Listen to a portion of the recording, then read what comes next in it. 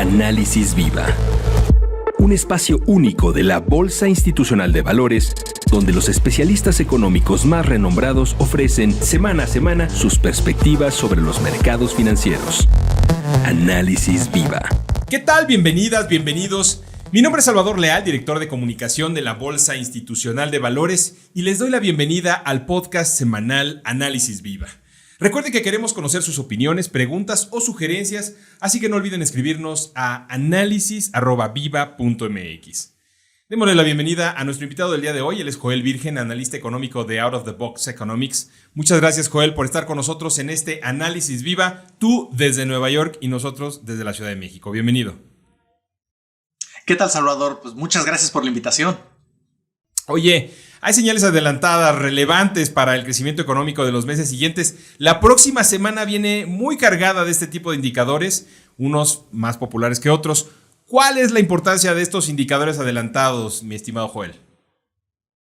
Sí, interesante, porque para algunos participantes en los mercados y analistas en general podría ser, o público en general podría ser una semana aburrida en términos de indicadores económicos, pero la verdad es que tenemos un buen conjunto tanto de indicadores adelantados, es decir, esos que aspiran a darnos una señal de lo que viene en los meses siguientes en materia de actividad económica, como de medidas de sentimiento, cuando le pregunta el INEGI a los consumidores y a los productores cómo se sienten respecto al pasado reciente y cómo se sienten respecto al futuro, no solo en cuanto a su expectativa económica, sino en cuanto al clima para invertir. Entonces, claro que son trascendentales y de esos tenemos bastantes la siguiente semana. Estos indicadores, ¿en qué indicadores debemos de centrar estas miradas durante la primera semana de mayo, Joel? Sí, mira, te puedo comentar. Fíjate, va a salir la confianza del consumidor respectiva a abril, la encuesta de opinión empresarial, que también integra varias medidas de expectativa, y el indicador adelantado cíclico que también publica el INEGI. La gran ventaja de estos es que tienen cierto poder predictivo y nos ayudan a al menos saber cómo está por ahí el clima. La parte no tan positiva o quizás lo más trascendente de ver estos indicadores es que al menos en el tema de confianza del consumidor y opinión empresarial ha estado estancado. Si tú ves las últimas medidas de los últimos meses, se han quedado relativamente estables. No vemos una tendencia de mejoría, afortunadamente no de empeoramiento, pero por ejemplo, en el caso de la confianza del consumidor ya lleva bastantes 4 o 5 meses mostrando cierto deterioro. Solamente ha sido los últimos meses donde asoma una ligera estabilización, y el empresarial, como dije, estancado, aunque empieza a sugerir muy ligero deterioro, donde yo nada más sería muy cauteloso en no derivar toda una conclusión enorme para el resto del año solamente de un dato, pero vaya que son importantes. Como bien dicen, una golondrina no hace verano. Así es efectivamente. Oye, estos indicadores, ¿qué tan efectivos son para darnos pistas sobre lo que viene en el futuro? Esa es la gran clave. La verdad es que uno ve que estos indicadores, sobre todo confianza del consumidor, es muy popular, llega a ser las 4 columnas de los principales diarios. Sin embargo, poco nos preguntamos respecto a cuál es su verdadero poder, su verdadero alcance. Y te puedo comentar, y déjame retomar lo que tú comentaste. Hay que tomarlos con cierto criterio. Un primer criterio es el que tú dijiste. Una golondrina no hace verano. Mucho cuidado con hacer implicaciones de corto o mediano plazo de un solo dato. Como buena parte de las variables económicas tienen cierta volatilidad, tienen cierto comportamiento, que si fluctúan dentro de ese rango, no quiere decir que la historia cambie. Imagínate si la historia cambiara cada vez que un indicador económico respecto al mes anterior desciende 0.2 o 0.3 a tasa mensual, o asciende 0.2 o 0.3. Sería esto una montaña rusa. Entonces, una golondrina no hace verano, y eso hay que tomarlo en cuenta. 2, algunos de estos indicadores han sido muy útiles para darnos señales adelantadas de lo que viene a futuro. Sí han sido muy útiles.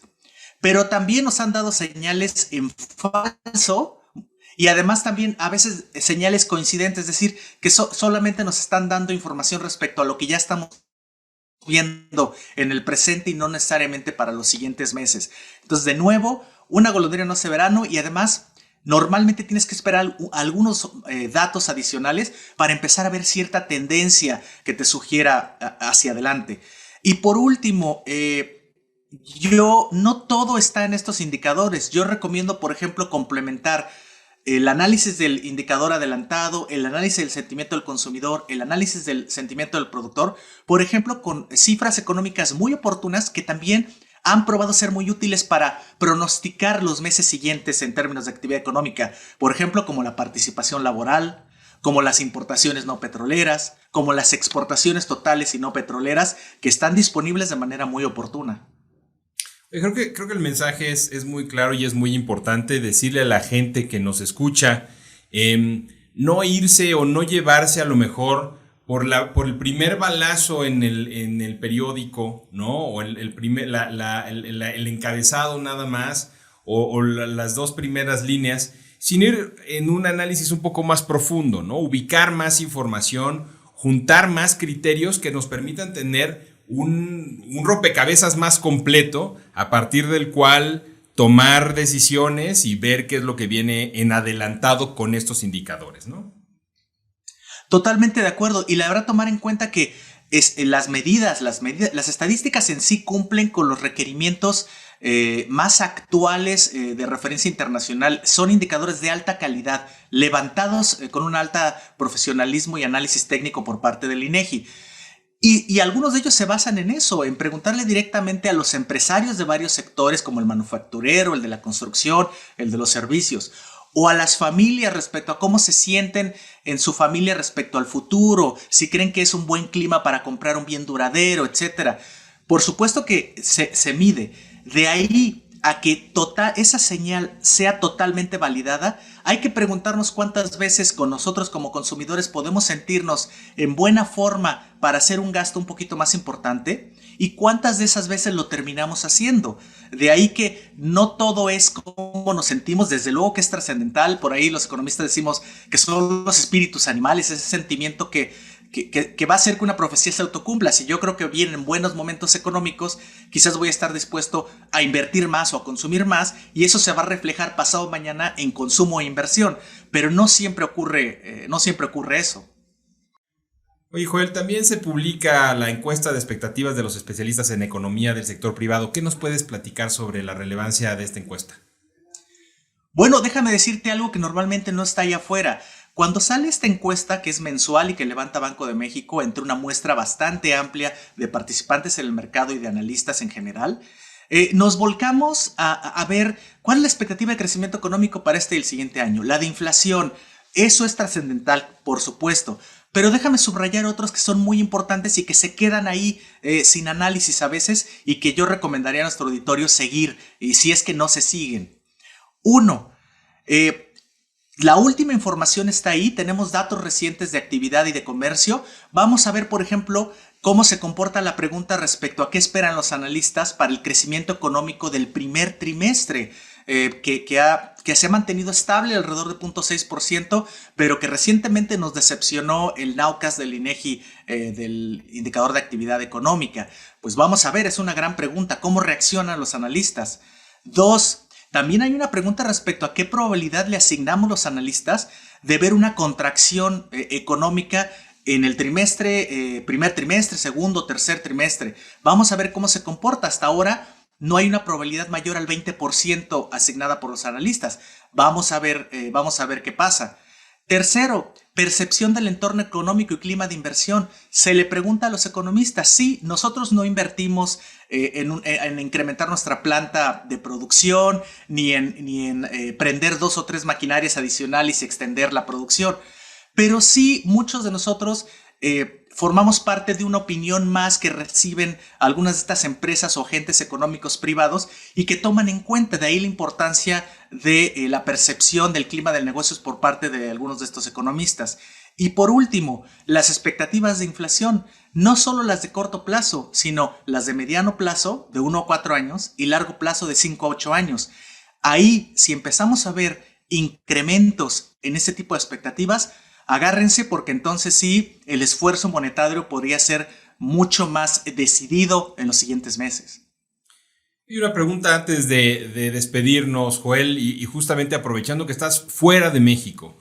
¿Cómo se ve la situación comparativamente hablando con el resto de la región de nuestro país?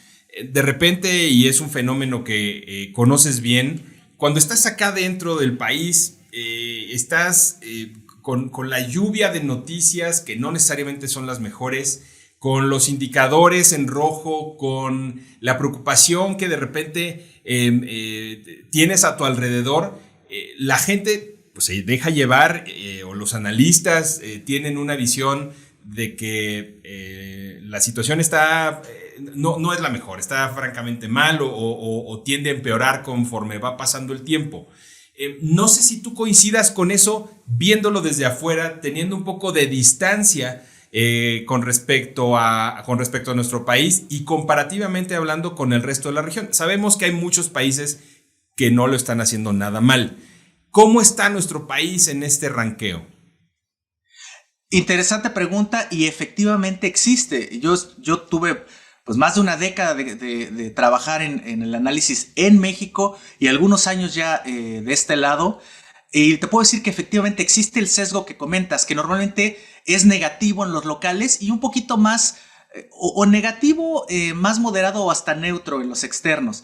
Creo que la gran diferencia es que los extranjeros ven a México como un elemento potencial más de un portafolio de inversión diversificado, donde México no es la única opción allá afuera, para bien y para mal.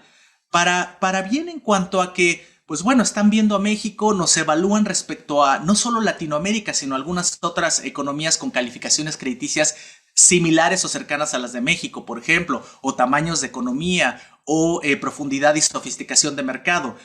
Entonces, para bien, porque estamos ahí, tenemos un mercado relativamente sofisticado, profundo, estamos en grado de inversión, y en ese sentido hay opciones. En el negativo, en el sentido de o retador, pues que estamos ahí junto con otras economías y otros mercados compitiendo por un lugar en esos portafolios. Y vaya que entonces sí, las pequeñas diferencias cuentan. Entonces te diría, ¿sí existe el sesgo? Creo que tiene que ver con que México es un elemento más en un portafolio diversificado. Y 3, respecto a la región, yo te diría, hay mucho contraste. Mientras que economías como Colombia o Chile ya se encuentran, ya superaron sus niveles previos a la pandemia y hasta hay signos de sobrecalentamiento en su consumo, pues tienen graves problemas o problemas mucho más marcados fiscales en el caso de Colombia, políticos en el caso de Chile. Lo que trato de decir esto es que pudieran estar mejor en términos de actividad, pudieran estar mejor en términos de credibilidad de política monetaria, por ejemplo. Sin embargo, en temas, por ejemplo, de perfil fiscal, a pesar de que el de México no es el ideal, no tiene las presiones que tiene, por ejemplo, en este momento, como mencioné, el tema de Colombia. Así que te diría un contraste de grises no tan claros, donde México no necesariamente está en un punto de percepción negativo. Excelente, Joel. Oye, muchas gracias por darnos esta visión desde donde te encuentras. Te agradecemos mucho que nos hayas acompañado en este episodio de la 3ª temporada de Análisis Viva. Al contrario, muchas gracias a ustedes por la invitación. Él es Joel Virgen, analista económico de Out of the Box Economics, y a ustedes muchas gracias también por escucharnos. Si el episodio fue de su agrado, los invitamos a dejar una reseña, un like en cualquiera de las plataformas desde la que nos escuchen o compartirlo a sus contactos y amigos. Si están viendo este podcast a través de YouTube, no olviden suscribirse a nuestro canal para recibir notificaciones de las siguientes publicaciones. La producción de este podcast estuvo a cargo de Rogelio Unzueta. Agradecemos a nuestro ingeniero en audio y video, Héctor García. Los acompañó Salvador Leal y esto fue Análisis Viva. Hasta la próxima. Análisis Viva es una producción de la Bolsa Institucional de Valores. Suscríbete a nuestro podcast, síguenos en todas nuestras redes sociales y visita nuestro sitio web viva.mx para que obtengas la información más completa de los mercados en México. Análisis Viva.